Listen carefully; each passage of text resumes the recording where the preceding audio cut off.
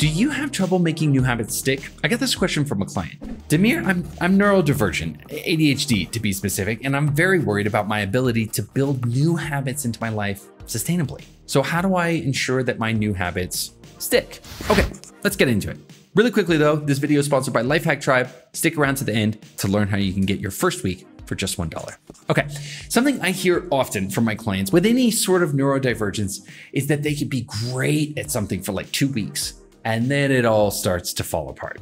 But in all honesty, I think this is something that all of us struggle with to some degree. You know, attention spans are short these days. Our desire for instant gratification is at an all-time high. And I just think that folks with ADHD, neurodivergence are just further along this spectrum. So it's way more exaggerated for them and they pay a higher price. Now, I'm gonna take this in a direction that might be a little unexpected and talk about what I call the problem before the problem, because there's definitely a problem here, but there's really something that people are overlooking that I think is really more important. So here's the thing.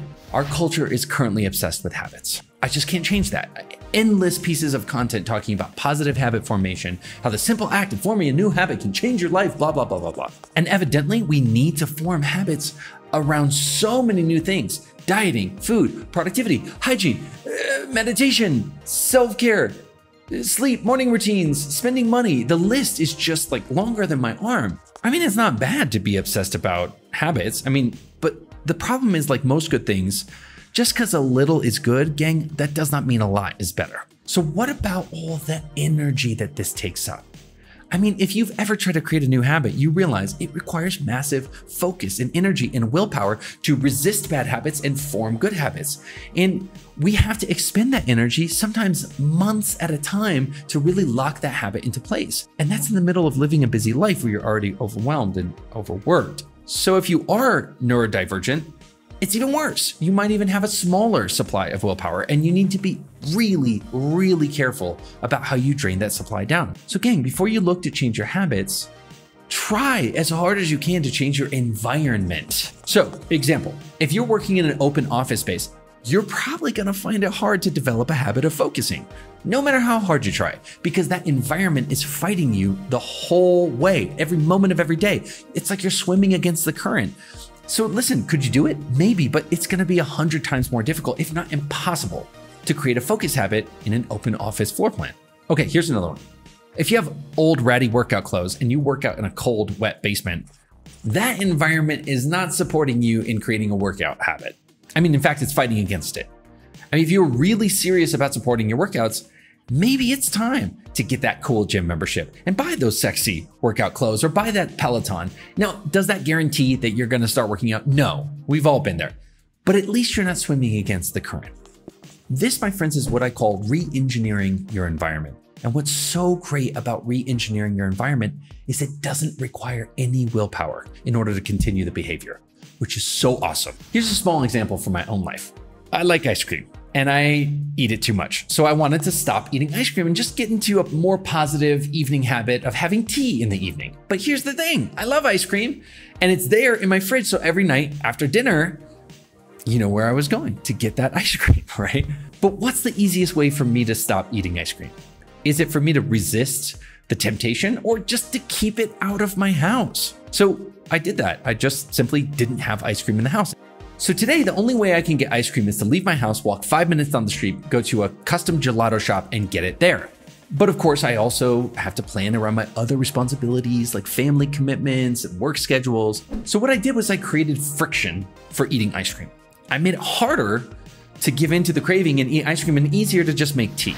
I just re-engineered my environment to make the new habit of not eating ice cream a lot simpler than eating ice cream. Then after weeks and weeks of not having it around, guess what happened? Then I stopped craving it completely. And actually today we have ice cream in the fridge, which is a weird, ironic thing. But just to create that groove and grease the groove of creating the habit, I re-engineered the environment and now it's just sort of in my brain. Here's another example, because I'm like an example guy. When I worked in a corporation, there was an open office floor plan, and that's just an invitation for people to come interrupt you at all hours. My problem is that I actually love it. I really love being distracted. I love talking to other people, and it's impossibly hard for me to get momentum back on a project once I lost it, even if it's just a 5-minute conversation. So when people interrupt me, I was just constantly losing momentum in my work and I just wasn't getting anything done. I tried using the time work blocks and training myself and getting into deep focus, and I just didn't help when I was getting interrupted every 10 minutes. Now, a lot of people will stop there and throw up their hands and say, well, you just can't do anything about that. Really? Is that really true? I mean, let me toss this out to you. How could you create friction that discourages people from interrupting you? How could you support your focus in an open office and floor plan? Here's what I did. First, I moved my desk away from the hallway. I used to look at a hallway and I would just get visually distracted by all these people walking in and out of my office area. So I pointed it away from that visual distraction. Second, I bought noise canceling earphones so I couldn't hear people talking to each other or calling out to me. And third, I wrote "do not disturb" on 2 sticky notes and stuck them to the side of my headphones. Let me tell you, immediately I stopped getting distracted. So even though technically it was just as easy for them to walk over to me and tap me on the shoulders and interrupt me, I had to re-engineer my environment to create friction to doing so. Because they couldn't catch my eye or call out to me, now they had to walk up to me, disregard the "do not disturb" sign, and touch me on the shoulder, right? Yes, I got laughed at, but it had such a massive impact on my productivity that I didn't care. Okay, I have too many good examples here, so I just have to share one more with you. Let's talk about Netflix, okay? I'm just as prone as anybody else to stay up too late and watch Netflix, and then that screws up my sleep, gets me off to a bad start the next day, and I would just curse myself and promise myself I'm not gonna do that tomorrow, and then I do it all over again. Now, a lot of people will say, you just need to work on developing a good bedtime habit. Okay, sure, whatever that means, but listen, I'm lazy. So here's what I did. I installed a wall timer to my internet router to just cut off power completely to my internet router at 8:30 p.m. and then turn it on again at like 5 in the morning the next morning. I'll tell you what, it worked like a charm. So here's what happened. Every night at 8:30, almost like it was like a total surprise, I'd be like, oh, the internet's off. Do you feel like walking in the other room to turn it back on? She'd be like, no, what about you? Mind you, the internet router is literally in the next room. It would not be that hard for us to go plug it in, but we're tired and we're lazy, and it's just that small amount of friction was enough for us to be like, it's time for bed. And that's awesome. We re-engineered an environment with an automated system that we would have to go manually override to change. Now, for safety reasons, we don't do this anymore because we have nanny cam and security cam and they need to stay connected. But I've figured out that you can install an app called Freedom.to. Freedom.to does exactly the same thing, disconnects all my computers and phones from the internet at the same time without disconnecting the internet itself. No willpower expended, no months of struggle, no energy expended. Gang, don't get me wrong. There are going to be things in your life that require you to form a habit, and they are worth the effort, like exercising. But my first step is always to see how I can achieve the same result or support that result by simply re-engineering my environment to encourage positive behavior and discourage negative behavior. So that's the problem before the problem. Don't go out and expend all that energy trying to build a habit when it's far easier to just re-engineer your environment to encourage or discourage those behaviors.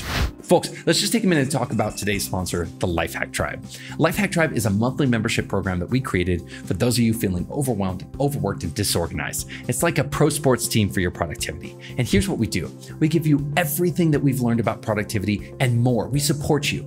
Every month, we're doing live calls like in-depth trainings, pre-planning sessions, Ask Me Anything coaching sessions, so much more.